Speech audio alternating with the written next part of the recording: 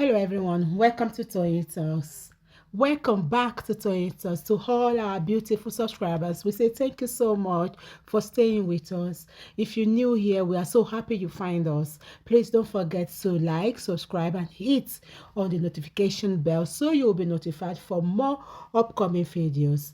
In the comment section, please note the regretful comments. Thanks for watching till I will see you in my next video. Stay safe, stay blessed. I love you all. Bye.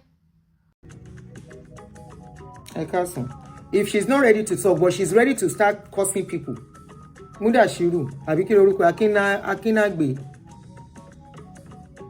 You think she's doing comedy? Come and she comedy ẹ̀yẹn. Then she should not come and be cursing people on my page. She should not be cursing people on my page. Because people are talking already. Come and curse àwọn èèyàn. Kì í ṣe mi ló curse o. Mi ò tiẹ̀ kàn rántí ni ó yẹ kí n fi ẹ jẹ́ kí n wò bóyá mo lè get kìíní yẹn. Hold on. Go on.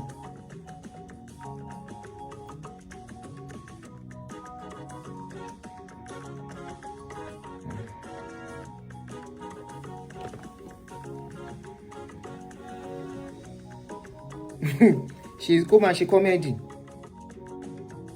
Àwọn àtàwọn Nigerian ọlọ́pàá àti Backcock, they cannot cheer us up. Kàn fún wa ní sleepless nights bẹ́ẹ̀ yẹn. Now you don't want to talk to that same public. The same public you use to create awareness. Kí lẹ fẹ́ cover? How are we sure the other children are safe? Abi? Is your child not relating with other children? We want a safe environment, a safe place for our children. Your child, my child. Your child is my child. My child is your child. We are community. These children go to school together. And one more. They are mixing up with each other. Kí ló ń ṣẹlẹ̀ gangan? Good afternoon, guys. Sorry, this is just a quick one. The last video we did, I asked I asked questions. We asked questions because we are all parents, we are all mothers, we are all fathers. One of us, she said her child is missing. And out of concern, many of us had sleepless nights. Báwo lọmọ ṣe máa sọnù? How will a child just miss in a private school, not a public school? That àbá sọ pé bóyá ọmọ yẹn wọ public bus ló sọnù. You drop the child in school and we can't find the child again.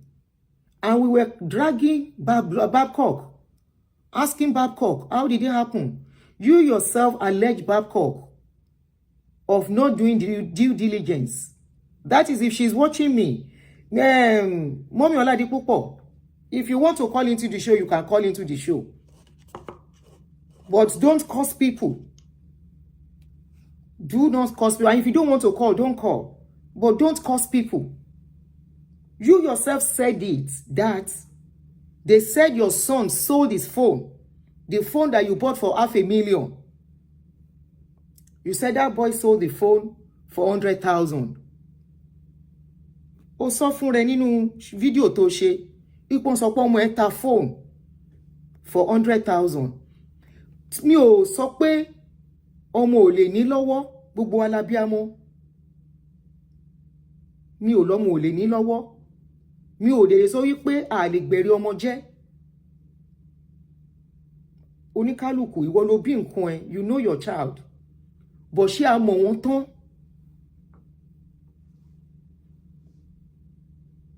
Ṣé a mọ̀ wọ́n tán? Of course, àwọn kọ́kọ́ wà that they will say, wà á tá tán síbẹ̀ pé kò rí bẹ́ẹ̀. Tell us what the school told you. Tell us what the school told you, Gongon. If Backcock decide to remain silent on this case, they might be trying to protect you and your son. And I don't think that is fair on the other children too. that are relating with your child. If Backcock decide to keep quiet on this case, they might be trying to protect your son as a minor because they know the rules guiding minor. But it doesn't mean they cannot come and talk. Think about share someone 2-3 years old, they will still talk. Wọ́n lè má show joy. Backcock keeping quiet is not fair on the other children. Or is Backcock trying to protect their name so people will not ask questions? How is it that something like that is going on in their school? Many people from comment section, some few people, let me not say many, some few people who say they have children in Backcock in that school are saying and alleging your son of gambling. And I'm going to read 2 of the comments.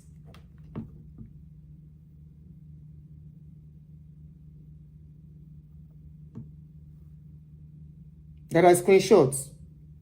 Kí ló ń ṣépè fáwọn èèyàn fún?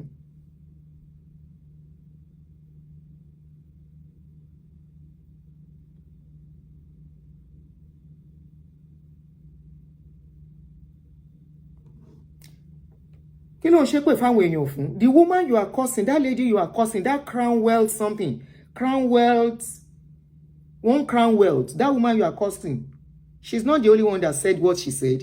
I have screenshot another comment. Mo ti gbé sábẹ́ kíní yẹn. Social media is there for us to know what is going on. And people have to say what they know without fear that somebody will come and curse them. It's to help the situation, not to aggravate it.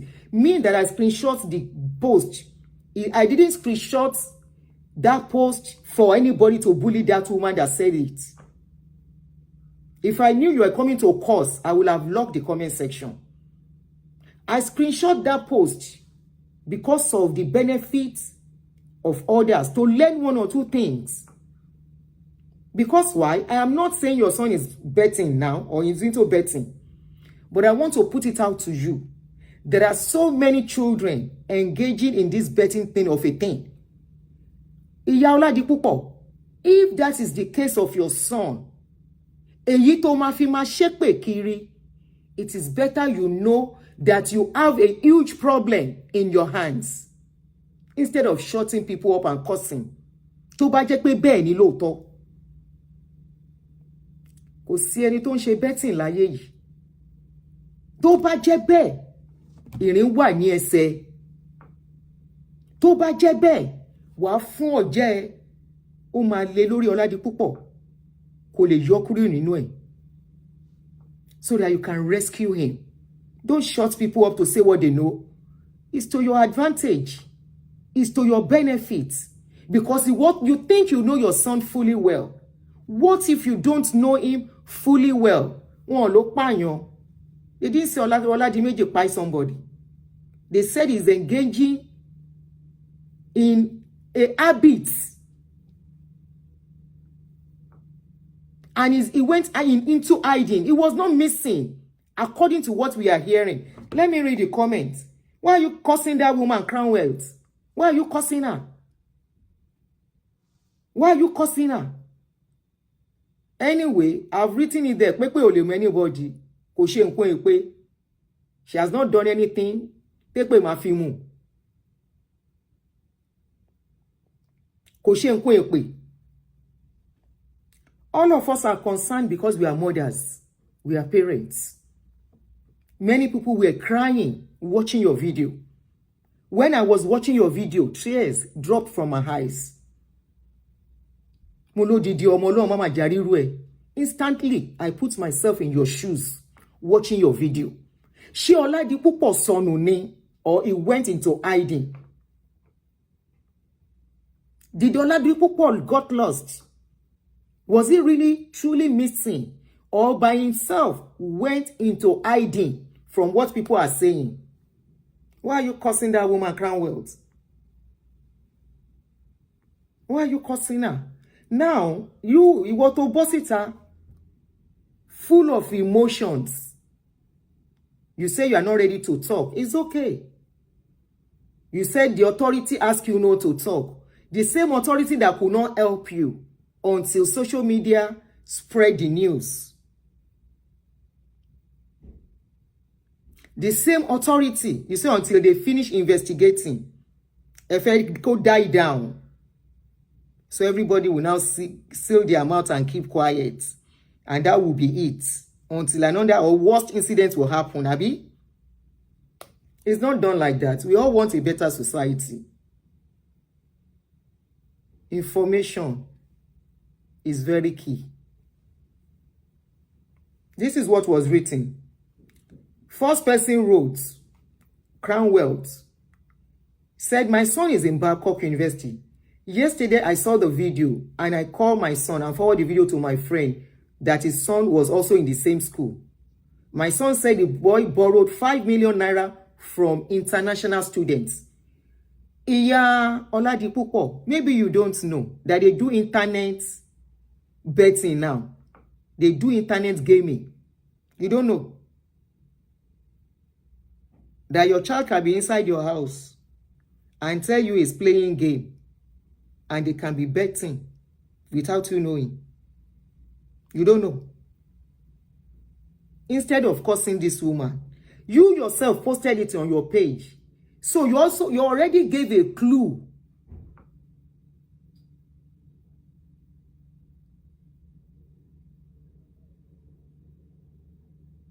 You yourself already gave a clue that some people are already alleging your son of something before this woman said what she said. Only if you are a Backcock parent or student lying against my son that is owing a lot of people, you say they will buy like a pig. You say their life will end untimely. You people should stop being afraid of curses. When you see curses like this, you laugh and go. You know why? In this country, do you know who give people out? Your neighbor. Your neighbors are the one that will call and expose you if you are doing something. Nothing they share to them. Àwọn ìyá assurance tán wà ládùúgbò bó ṣe ń lọ bó ṣe ń bọ̀ wọ́n show ẹ. They are looking at you. If they suspect any suspicious move, wọ́n ti gbé fóònù, wọ́n ti kọ, wọ́n ti pè 911 kan wá gbé ẹ. Kò sí nǹkan tó máa ṣẹlẹ̀ sí wọn. If causes can work, if causes is working, none of Nigerian leaders will be alive today. If causes is really working, the way you people throw it out, all our politicians will have paid. You people stop being afraid of anybody laying causes. It doesn't work that way. Now, you gave a clue. This woman wrote and said, your son borrowed 5 million from international students, meaning allegedly that it's likely your son is doing gaming with some people abroad. This is a global world where you don't need to see people before you can be their friends. You don't need to know them one-on-one. On internet, they connect. Emma Jekasun, Asumpara as parents. The parents that have come out to talk this, there is a slogan I've been screaming for days now. When you see something, you say something. To help others. We have other parents whose children are going to Backcock. What if this is true and those children are involved in all of this? This is a wake-up call for parents. You can't shut people off from talking, especially on my own page.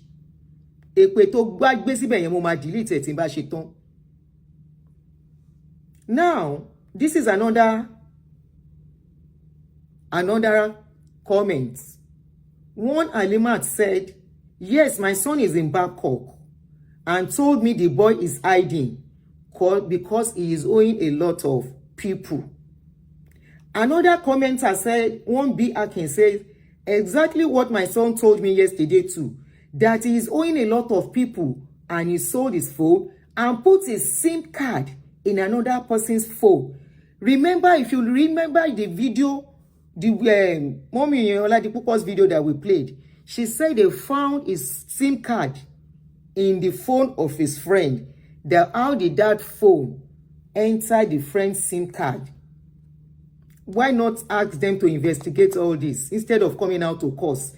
If they now investigate, if Backcock wants to be truthful and honest, and the police wants to be truthful and honest, they should give us updates on all this accusation.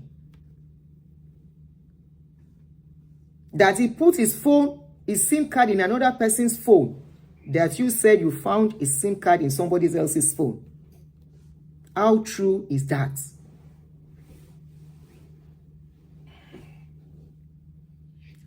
Olóòmọ ọmọ ẹ̀ tán kò sẹ́ni tó ẹni gbogbo abiyamọ. There is no parents àfi tó bá jẹ́ olórí burúkú parents ló máa wish ọmọ lọ́mọ láburú àbí tó máa dunnú wípé ọmọ ẹlòmíì ṣìwàwù. Tẹni tó dé la rí, that is my slogan. Tẹni tó ń bọ̀ kò sẹ́ni tó mọ̀, kò dẹni tó mọ̀ ṣe tán when it comes to parenting. No parent is perfect. We all have our flaws. No child is perfect. They have their flaws. Kabimo márùn-ún.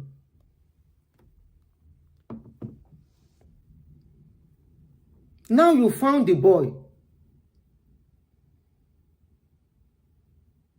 You did not even, you just say I found my son and you put dancing emoji. You did not even say more than that. That is after stressing millions of Nigeria on this issue.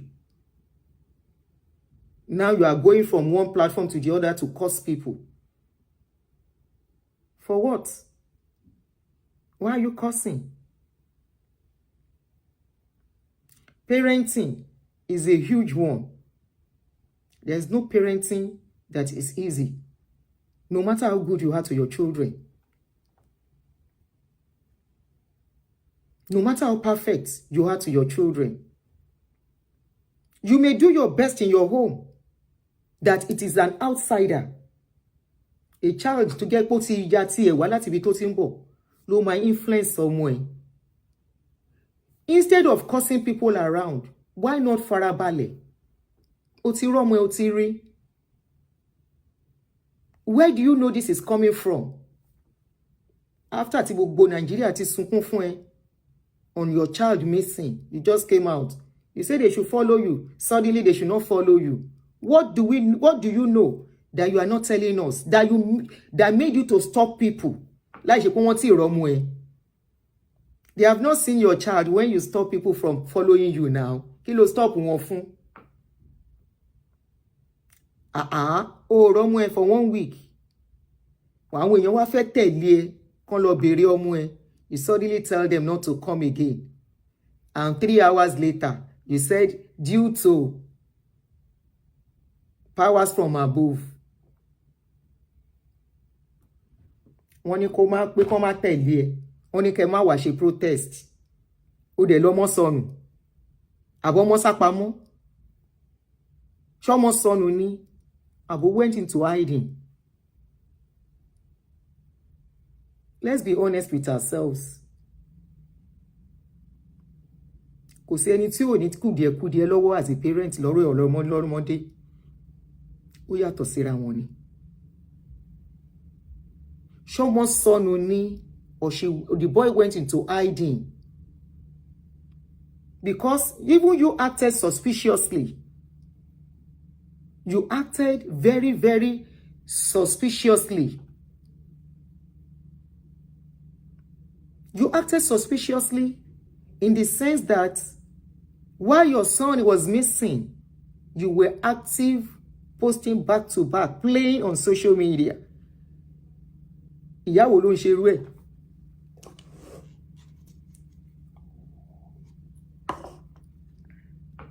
While your son was missing, you called on Nigerian parents, mothers to follow you. They should not follow you. While your son was missing, you went to the school. They searched everywhere. in that school. They did not see your son. And it was comfortable and easy for you to leave that same school premises to go back home and sleep. And for 4 days after, you were playing on social media. You never told anybody until yesterday that your son was missing. You know how to use the phone very well. Now, why didn't you use the phone the day they searched the school for your son? Only 2 of your children and 1 of them. Are you telling me at a point in time, it never occurred to you in your mind, especially during this era of ritual killing? You want to tell me, truly miss, you were fully convinced in your mind that your son was missing. It never occurred to you in your mind. Tombati gori ota omo mi nko, tombati gese e lo nko, tombati your kidney e lo nko, tombati shele nko. It never occurred to your mind. It never. Are you telling me if truly it was missing? If truly it was missing and you have such thoughts, you can never. Ìwọ kọ́ ló máa rìn kúrò ńbẹ̀ yẹn. Ìwọ kọ́ ló máa rìn kúrò nínú school yẹn. Wọ́n máa gbé ẹ kúrò ńbẹ̀ ni. Or can't admit a hospital as a mother if you told us the truth on your missing son. I am not out to bully you. I am looking out as a real talk on my page. As an issue that came to social media. I don't go looking for people's story. Never. I will never do that. To go and say, Ekpe lagbaja ebere, Ekpe tamedu ebere. I'm not out for that. What I see on social media is what I talk about. I analyze. I was wondering, how can somebody who said our son was missing, you were in the school, the security checked everywhere, they didn't see your son, he has packed his stuff from the hostel, they don't know where he is, they can't reach him, and you were so calm. Hello? Could it be he has gone into hiding before? You have experienced it before. I feel you to bá rí bẹ́ẹ̀. Abiyamọ ni gbogbo wa. We are all mothers and fathers, especially on this my platform. Àwọn abiyamọ pọ̀ ńbí, àwọn abiyamọ gidi. Dẹ̀ ní fi àlébù ọmọ kan ká fi ṣe ayọ̀.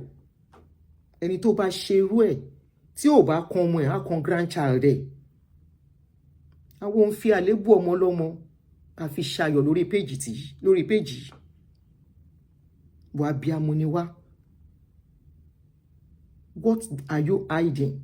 What is it that you have not told us? Adúpẹ́, we got relief that you have seen that boy. We are so happy. But more questions needed to be asked the way you carried on. You that came out, you were the one that told the story of the 100,000. That one ta phone, phone for 100,000. Why did your son sell his phone? Why will a 15-year-old boy think of selling phone? A boy you give monthly allowance to. What does a 15-year-old boy wants to do with money in the school? You've provided the provision. You've given him monthly allowance. What if he was involved in more dangerous things like DRUG? I even learned gambling is worse than DRUG. There's nobody that gets involved in that. If you don't checkmate it on time, what if people are giving you clue? Why not farabale? Yami. Why not farabale? Kò get òdodo nǹkan tó ń ṣẹlẹ̀. Tó bá hide ẹ̀, àwọn tó mọ̀ mọ́ ẹ, wọ́n á sọ̀rọ̀ síta. Wọ́n lọ́mọ ẹ jẹ àwọn èèyàn lówó. Allegedly, from comment section. Why do you think comment section is there? To get more information on whatever is going on. Why will a 15-year-old be owing people? Why? You provide everything. We can see you are doing well as a mother. Ọlọ́run abẹ́ wò wọ́n kankan ò ní ṣe wọ́n, kò ní ṣe ẹsẹ̀ gbé, kò ní ṣìṣe. Tó bá jẹ́ pé ó ti tọwọ́ bọ̀ nǹkan tí ò yẹ kó tọwọ́ bọ̀ ni, ìkúnlẹ̀ abiyamọ abẹ́ rà padà. Why tó ń ṣépè fáwọn èèyàn? Why? The people saying it is to help others. What if there are many children in that school? Because I keep asking, why is Backcock not addressing this issue? What if Backcock is hiding the facts that gambling is going on? What if?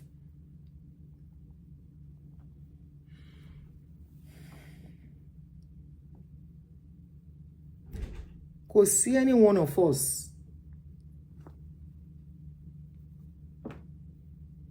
spending money on our children. If I have a child in Backcock, I will be shaking by now. I will be scared. And I want to dig deep, even with my own child, even if my child is not named. Ma deju sílẹ̀, etí sílẹ̀, mama aṣọ ọmọ tèmi náà. Kò sọ ọmọ tó ṣe gbẹ̀rí jẹ́ 100%. A lè máa daṣọ bò. Because kò sí ọmọ tó perfect. Just like we, the parents, we are not perfect. A ní àlébù tiwa náà. But a 15-year-old that people are accusing of borrowing money, owing money, selling his phone, that is a big red flag for you. Àti rí ọmọ, I have seen my son. He went into hiding.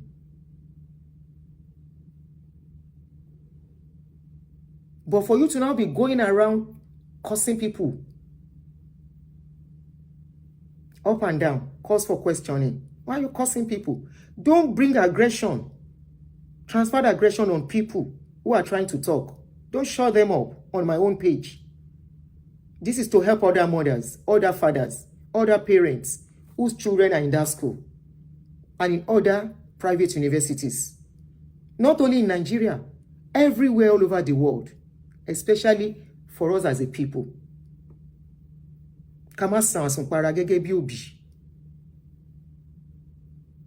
People who engage in bad habits start from somewhere. They start at a certain age. The signs are there. Parents neglect it. Why was your son feeling reluctant to go back to school? It is not all about the school is not good. It is not all about the people there are not good. It could be because probably your child yourself or himself is having issues. You said it. School. Somebody said, I have words in Backcock from crèche to postgraduate. Backcock security system is not a child's play. They have their own security system apart from the state police. They are capable of carrying all kinds of investigation. There are CCTV cameras everywhere on their campuses. Yeah, you said it. This is the third parent I'm seeing saying this to. In your former comment section, one of the things, Backcock is a very strong, with security, they are very good with it. And this is why Backcock needs to come out and talk. They should not cover what is not is not to cover.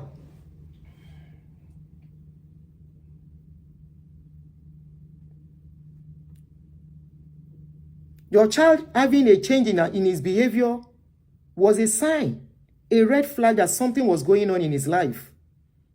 What if it were to be something more dangerous? What if? Why don't shake kiri lórí social media? Reverse psychology ló ń lò yẹn. Because more deeper things that you refuse to tell people. You are trying to use reverse psychology to shut people up. Crown Wealth, ìyá mi, má bínú. I took your comment if you are watching this video. Crown Wealth, kí lorúkọ woman Crown Wealth yẹn ni mo rántí. Maybe my mistake was I should have cleaned off your name. That was a mistake. Usually I'm supposed to do that, but I forgot. It was an error. I should have cleaned off your name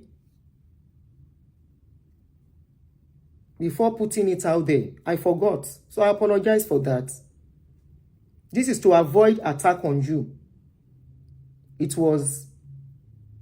She just commented, ooh, she Mama Oladipupo. Oh, okay. Mama Oladipupo ẹ káàárọ̀ ìyá mi. Ẹ ṣe báyìí. Ọlọ́run á bá wa tọ́ àwọn ọmọ yìí nǹkan kan ò ní ṣe wọ́n. Ọmọ òkú ọ̀run ni. Òkú ọlọ́mọ òde ń sùn. Bàbá á fún ẹ tọ́. Okay, it's all right if you cannot talk for now. That's fine. But don't stop cursing people up and down. Go and face what is on ground. I started the campaign of how did you find that boy? Because I was concerned as a parent, as a mother, especially when I heard that Baba Omo ti ṣaláìsí. Gbogbo ala fẹ́ tọ́mọ yè. Gbogbo ala fẹ́ tọ́mọ. Pé ìyá wa lórí àwọn ọmọ kó má jà sásán. Talk less of putting a child in private school. Tí gbogbo eléyìí ò bá jáde, what if it is true? Oh, ní ìdá ti ṣépè. Má ṣépè. Abiyamọ ò gbọdọ̀ ṣépè. Yeah, she has commented. I've seen her comments.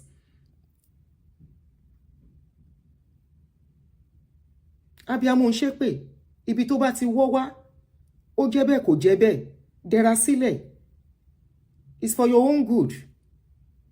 Adúpẹ́ p'Ọlọ́run bá wa ṣe ní rírí.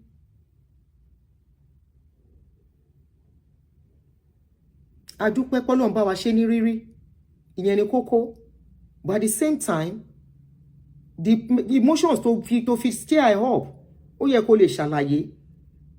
I became suspicious when you said people should not follow you again. I was like, what? I became suspicious when you say one power called you that they should not come. I became suspicious when you said you went there and they said they searched the school, they could not find your son, and you left. Lọ́mọ méjì péré lọ́wọ́ ẹ̀ ní ayé ritual killing yìí.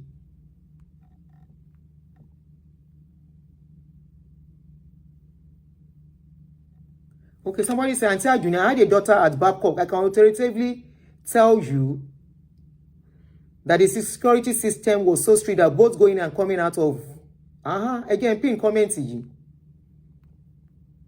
Going and coming out of was thoroughly searched, including the boots of your car, and the students should come down from the car to go and sign in or sign out at the gate.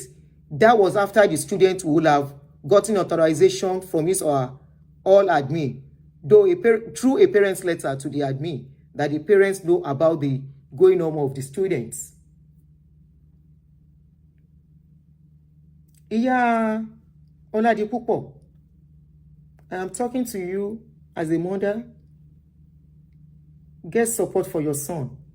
Fi ara balẹ̀ kó sórí gbogbo òótọ́ tán bá fẹ́ sọ fún ẹ nípa ọmọ yìí. Gbà gẹ́gẹ́ bí òbí. They don't have to speak. Má yẹ kán bẹ́ẹ̀ sọ̀rọ̀ níwájú ẹ̀ so that kò ní affect ọmọ yẹn. Sit down and listen. Tó bá yẹ kó ní kankan ṣẹlẹ̀ kó gbọ́. It is to your own benefit. Don't live in denial. Hello? Má live in denial. Tó bá gbọ́ tán, get necessary help for him.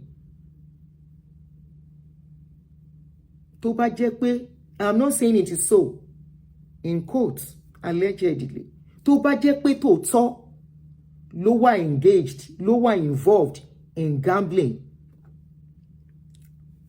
you have a huge one. Òun làwọn èèyàn testify wípé ọmọ yóò lè pé security bẹ̀ yẹn le tó bá jẹ́ pé ọmọ yẹn sápamọ́ níbì kan lóòótọ́ tó ló ń jẹ àwọn èèyàn lówó. Ẹni tó bá yá minor lówó ó ti sanwó nù. Wọn ò lè mú minor kó sanwó padà. Your son is still a minor. Wọn ò lè ní kí wọ́n náà sanwó. Ìwọ kọ́ ló jẹ gbèsè. àárírú eléyìí rí àfi ń dẹ́rù bọ́ lọ́rọ̀ ni tẹlomi worst ju tiẹ̀ lọ tó dẹ̀ rí túnṣe tó rí tó padà tó bá jẹ́ bẹ́ẹ̀ mi ló jẹ́ bẹ́ẹ̀ tó bá jẹ́ bẹ́ẹ̀ don't live in denial tó bá jẹ́ bẹ́ẹ̀ dẹmú sílẹ̀ kò dẹ ojú sílẹ̀ kò lè ríra padà. Yes, they found the boy.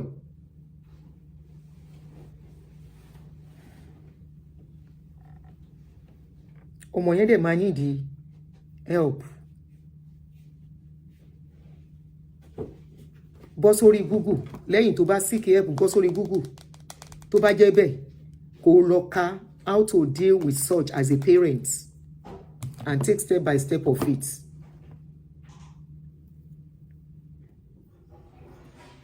Ọmọ yẹn mú kúrò ní school yẹn kò lè cope bẹ́ẹ̀ mọ́ with what is going on. Withdraw ẹ̀ kúrò ní school yẹn. Ní nánà dànù. It's one of those things. Mú kúrò ní school yẹn. Get help fún. Àwọn therapist owó tó ń gbà ń pọ̀ o lè negotiate. Get help fún.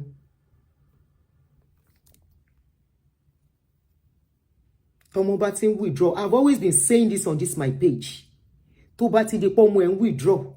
Ọmọ tó wà a child that is once bubbly suddenly start withdrawing or suddenly start changing. Something terrible is going on if you don't quickly nip it in the bud. This is why we need to be close to them. Ká mú wọn wálẹ̀. Kò sẹ́ni tó perfect inú wa. Gbogbo wa we are striving towards it. Ká mú wọn wálẹ̀. Come down to their level. Ask them questions. Find out. Let them be calm with you so they can talk. When they talk, it will be much easier. Oh, luckily for you, you are very lucky. Tó bá jẹ́ bẹ́ẹ̀ o, it's just 15.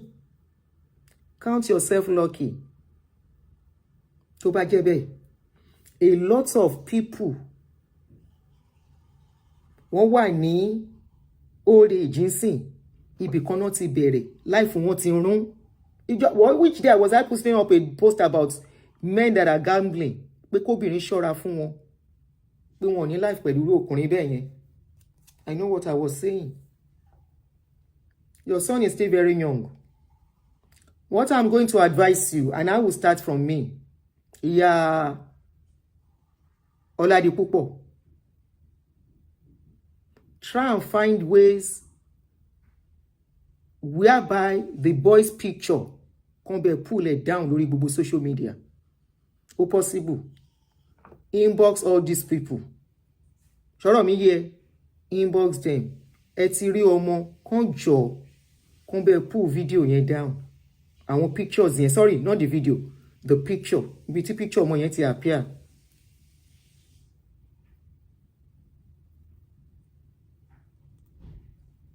Lẹ́yìn tó bá mú kúrò ní school, ó máa mú kúrò ní school yẹn, kò lè cope ní school yẹn mọ́. Jẹ́ kó get necessary help. Then, kò ṣe máa wá school mi fún. Most likely, maybe not boarding. Tó máa máa lọ́lé, tó máa máa dé, tó máa máa lọ́lé, tó máa máa dé, ojú á lè tó. For some time, ó máa ṣe iṣẹ́ o. Gẹ́gẹ́ bí abiyamọ. Ó máa ṣe iṣẹ́. Ọ̀rọ̀ mo máa ń ká mi lára gan. Bí ṣe ń sọ yìí gan, ó ti ń get to me.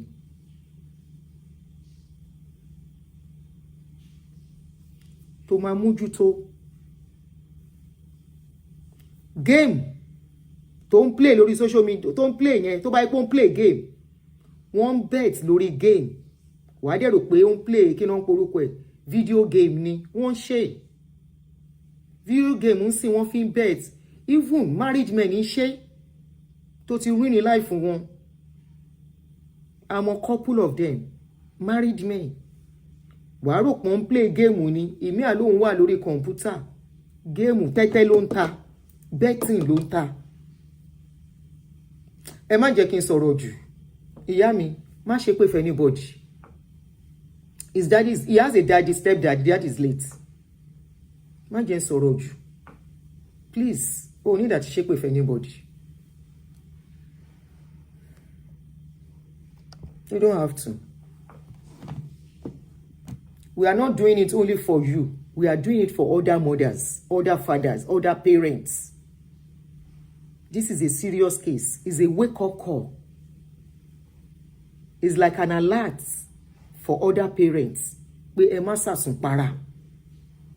This betting of a game has no age, knows no gender.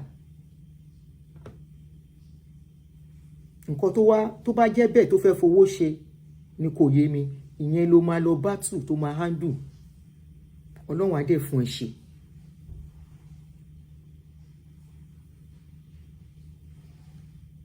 Ọlọ́run á fún ẹ ṣe. Wàá tọ́ wọn yè aṣoríire.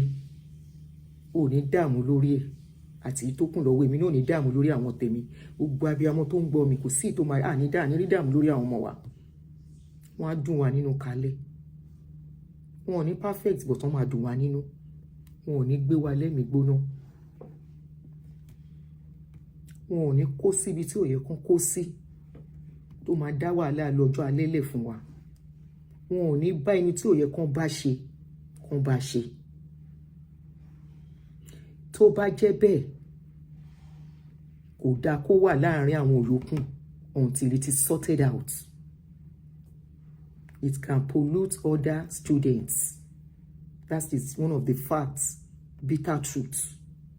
Tó bá jẹ́ bẹ́ẹ̀, it can affect other children.